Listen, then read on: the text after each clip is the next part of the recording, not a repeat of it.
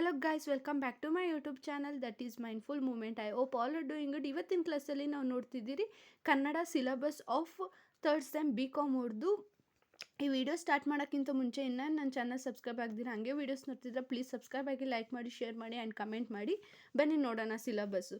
ಅಂದರೆ ನಿಮಗೆ ಇದರಲ್ಲಿ 4 ಘಟಕ ಇರುತ್ತೆ, 1, 2, 3, 4. ಅದರಲ್ಲಿ ಒಂದು ಘಟಕದಲ್ಲಿ ಪೋಯಮ್, ಕತೆ ಆ್ಯಂಡ್ ಪ್ರಬಂಧ ಇದೆ. ಸೇಮ್ ಎಲ್ಲ ಘಟಕದಲ್ಲೂ ಅದೇ ಥರ ಡಿವೈಡ್ ಮಾಡಿದ್ದಾರೆ.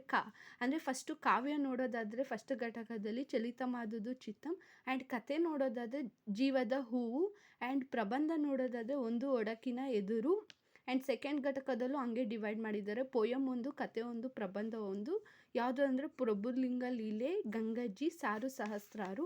ಆ್ಯಂಡ್ ಥರ್ಡ್ ಘಟಕದಲ್ಲೂ ಅದೇ ಥರ ಡಿವೈಡ್ ಮಾಡಿದ್ದಾರೆ. ಆ್ಯಂಡ್ ನೋಡೋದಾದರೆ ತರುನೀರ ಎದ್ದೇಳಿ, ಕಳ್ಳಗಿರಿಯಣ್ಣ, ಮಾಹಿತಿ ತಂತ್ರಜ್ಞಾನ ಮತ್ತು ಕನ್ನಡ. ಆ್ಯಂಡ್ ಫೋರ್ತ್ ಘಟಕದಲ್ಲಿ ನೋಡೋದಾದರೆ ಆಡಬೇಕಾಗಿದೆ ಇಂದು, ಕಿವುಡ ನಾಯಿಯಾದ ಪ್ರಸಂಗ, ಬಸವಣ್ಣನವರ 3 ವಚನ ನಿರ್ವಚನ. ಇದೆಲ್ಲ ಬಂದು ಸಿಲಬಸ್ ಆಗಿರುತ್ತೆ ಥರ್ಡ್ ಸೆಮ್ ಬಿ.ಕಾಮ್ ಅವ್ರದ್ದು.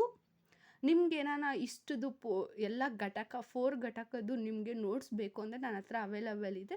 ನಿಮಗೆ ಏನಾರು ನೋಟ್ಸ್ ಬೇಕು ಅಂದರೆ ನಾನು ಡಿಸ್ಕ್ರಿಪ್ಷನಲ್ಲಿ insta link and WhatsApp number ಕೊಟ್ಟಿರ್ತೀನಿ. ಅದರಲ್ಲಿ ಯಾವುದ್ರಲ್ಲೂ ಮೆಸೇಜ್ ಮಾಡಿ ನಿಮ್ಗೆ ಸಿಗುತ್ತೆ.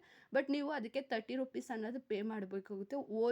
ಫುಲ್ಲು 4 ಘಟಕದ್ದು ಲೆಸನ್ ಪೋಯಮ್, ಕತೆ ಆ್ಯಂಡ್ ಪ್ರಬಂಧ 3ಕ್ಕೂ ಎಲ್ಲ 4 ಘಟಕದ್ದು ಬೇಕು ಅಂದರೆ DM ಮಾಡಿ ಆರ್ ಮೆಸೇಜ್ ಮಾಡಿ. ಸಿ ಇನ್ ನೆಕ್ಸ್ಟ್ ವಿಡಿಯೋ.